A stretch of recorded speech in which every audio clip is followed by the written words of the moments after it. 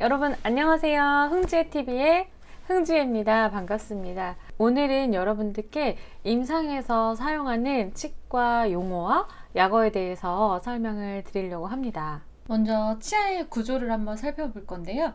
치아는 눈으로 봤을 때는 이렇게 하얗게 통으로 보이지만 치아의 단면을 이렇게 잘라봤을 때는 쉽게 말해서 계란처럼 생겼다고 생각하시면 돼요. 계란을 보시면은 겉에 껍데기가 있고 그리고 흰자가 있고 안에 노른자가 있는 것처럼 치아도 그냥 간단하게 설명하면 그렇게 구조가 나눠져서 구성이 되어 있어요. 한번 치아를 들여다보도록 하겠습니다. 여러분들 눈에 보이시는 부분이 바로 범랑질이라고 부르는 부분인데요. 이 부분은 영어로 에나멜이다 라고 얘기를 해요. 여기는 인체에서 가장 단단한 조직으로 되어 있어요. 96%의 무기질, 1%의 유기질, 그리고 3%의 수분으로 구성이 되어 있어요. 그래서 씹을 때 음식물을 씹고 갈고 하는 역할을 하죠. 이 범랑질 같은 경우는 색깔이 백색깔을 띠고 있어요.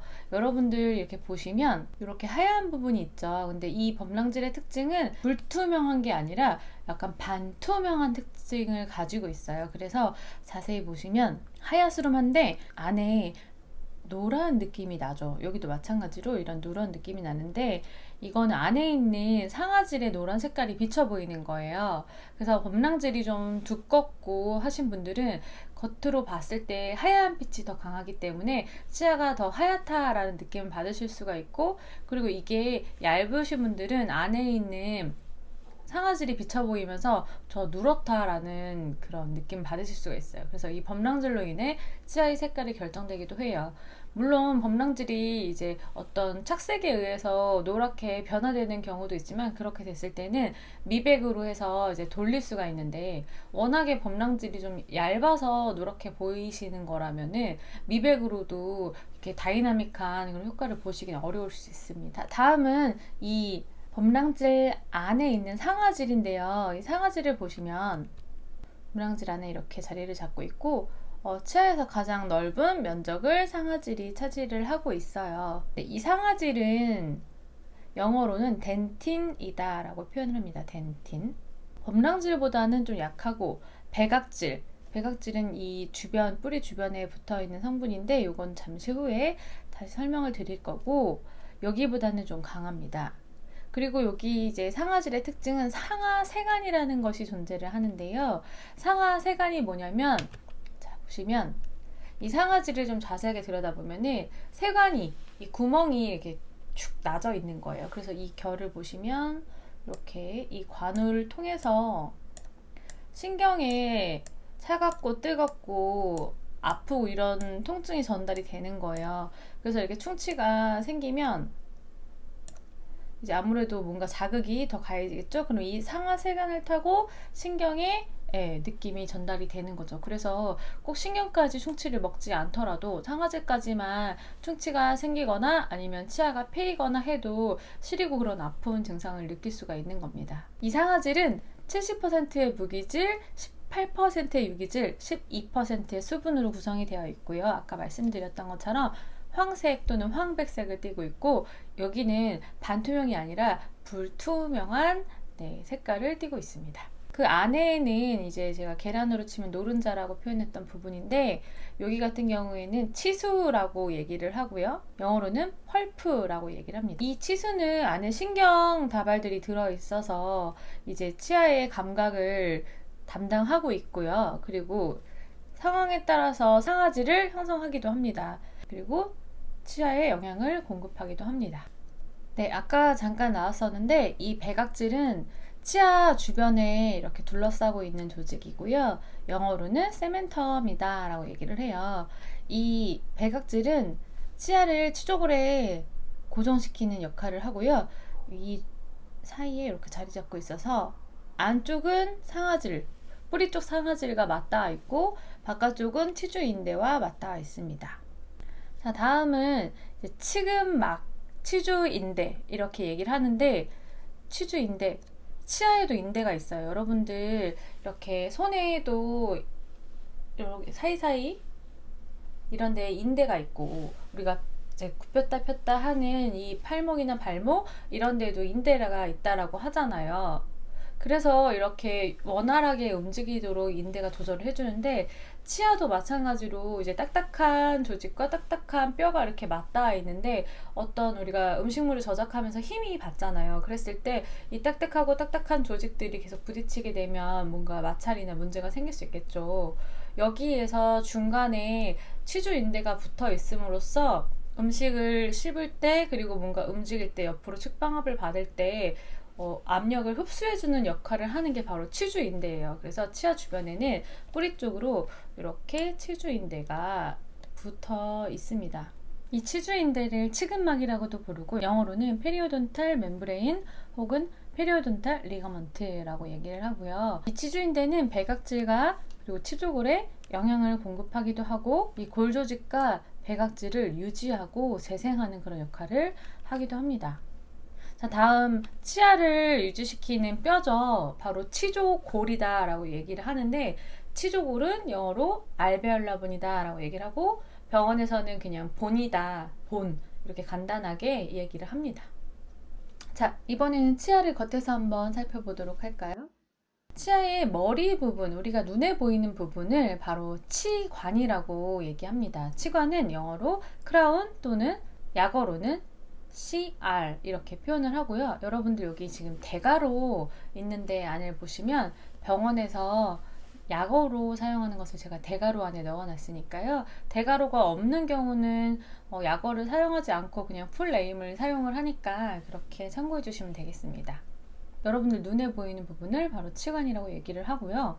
이 치간 측, 치간 방향을 바로 코로날이다 라고 얘기를 합니다.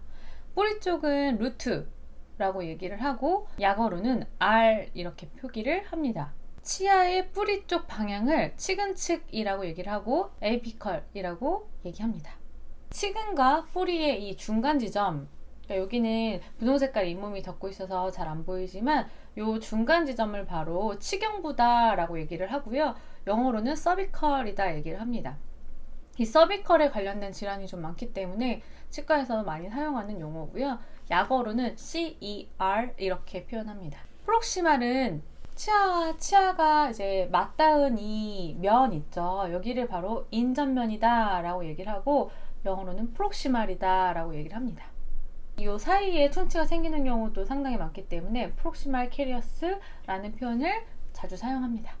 치아 주변에 있는 이런 조직들, 치주 인대가 됐던 뼈가 됐던 이런 잇몸 조직이 됐던 이런 것들을 치아 주위 조직이라고 얘기를 하는데, 페리오돈탈 티슈라고 얘기를 하고요. 치과에서는 페리오가 굉장히 안 좋네요 라고 얘기를 하면, 잇몸이 되게 안 좋다는 얘기구나, 치주 상태가 좀 안 좋다는 얘기구나 라고 받아들이시면 됩니다. 자, 이제 치은이라는 걸 알아볼 건데, 치은이라고 하는 게 뭐냐면, 치아 뿌리 쪽에 보면 덮여있는 분홍 색깔 조직 있죠. 이 흔히 말하는 잇몸 이쪽에 분홍색을 바로 치은이라 그래요. 그러니까 치아가 있고 밑에 뼈가 있을 거고, 그 위에 덮고 있는 분홍 색깔 연조직을 치은이라고 얘기를 합니다. 근데 치은도 세 가지로 나눠져요. 한번 보시면요. 첫 번째는 유리치은이라고 하는 거예요. 이 유리치은은 치아와 딱 붙어 있지가 않고 이렇게 약간 1mm 정도 이렇게 떠져 있는데, 이렇게 붙어 있는 게 아니라 이렇게 살짝 보면, 이쪽으로 보면 여기가 약간 벌어져 있어요. 그래서 여러분들이 그 어떤 고춧가루가 많은 음식 드시면 잇몸 속으로 고춧가루가 쏙 들어가는 경우 있죠. 이유가 그 치은이 딱 붙어 있는 게 아니라 그 가장 상단의 부분은 1mm 정도 떨어져 있기 때문이에요. 그래서 여기를 이제 프리진지바 혹은 마지널 진지바다라고 얘기를 합니다. 이 부분이죠. 이 부분. 다른 것도 마찬가지로 이렇게 생기는 부위, 이 부분이 바로 유리치은이에요. 자, 그 다음 이 밑에 부분, 이 밑에 부분은 딱 붙어 있어요. 여기는 부착치은이다, 붙어 있기 때문에 부착치은이다 라고 얘기를 하고요. 어태치드 진지바다 라고 얘기를 합니다. 여기는 측면으로부터 가해지는 마찰력이나 압력을 이겨내는 역할을 합니다. 그리고 마지막 세 번째는 이 치아와 치아 사이에 있는 여기, 요 이제 뾰족한 부분, 치아 사이에 다 이렇게 산처럼 생긴 뾰족한 부분이 있죠. 여기는 치간 치은, 치아 사이의 치은이라고 해서 치간 치은이고요. 인터덴탈 진지바다라고 얘기를 하고요. 다른 말로는 유두부 치은이라고도 얘기를 하는데요. 파필라 진지바다라고 얘기를 합니다. 그래서 파필라 진지바가 부어있네요. 혹은 인터덴탈 진지바가 부어있네요 라고 얘기를 하시면 여기가 지금 뭐가 안 좋다는 뜻이구나 라고 생각하시면 됩니다. 다음은 치아를 한번 좀 들여다볼 건데요. 치아를 보시면 이렇게 울룩불룩하게 생겼어요. 울룩불룩하게 생긴 이유는 지금은 이제 어금니 같은 경우인데, 음식이 들어왔을 때 우리가 이렇게 평평하게 음식을 이렇게 저작하는 게 아니라 이렇게 울룩불룩 절구처럼 생겨서 음식이 딱 들어오면 정확히 빻고 자르고 분쇄하는 역할을 하게 되는데, 이렇게 울룩불룩한 게 위아래가 정말 신기하게도 아구가 딱 맞아요. 그래서 이렇게 분쇄하는 역할을 합니다. 그래서 치아가 이렇게 생겼다는 거 알고 계시면 되고, 이제 치아가 가지고 있는 홈이 있겠죠. 울룩불룩 하다 보니까 그 산처럼 생긴 거 사이에 이렇게 홈이 있는 거를 바로 열구라고 얘기하고, 영어로는 피셔다 라고 얘기를 해요. 그래서 이 피셔의 충치가 가장 잘 생깁니다. 그렇다면 핏은 뭐냐? 이 피셔 중에서도 이렇게 딱 가장 움푹하게 파인 데가 있잖아요. 거기가 바로 핏이에요. 소와라고 얘기를 해요. 소와. 작은 그 구멍이라고 생각하시면 돼요. 그래서 핏 레진 할게요 라고 하면은 소화에 생긴 흉치를 제거하고 레진 하겠다는 뜻이에요. 핏 레진. 부루브는 열구와 비슷한 뜻인데 고랑이라고도 얘기를 해요.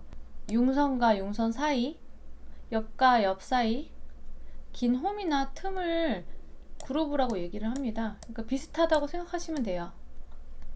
커습은 뭐냐면은 볼록볼록하게 나와 있는 부분이 있잖아요. 옆에서 봤을 때 이렇게 볼록볼록하게 나와 있는 부분을 교두라고 얘기하고, 영어로는 커습이라고 표현합니다.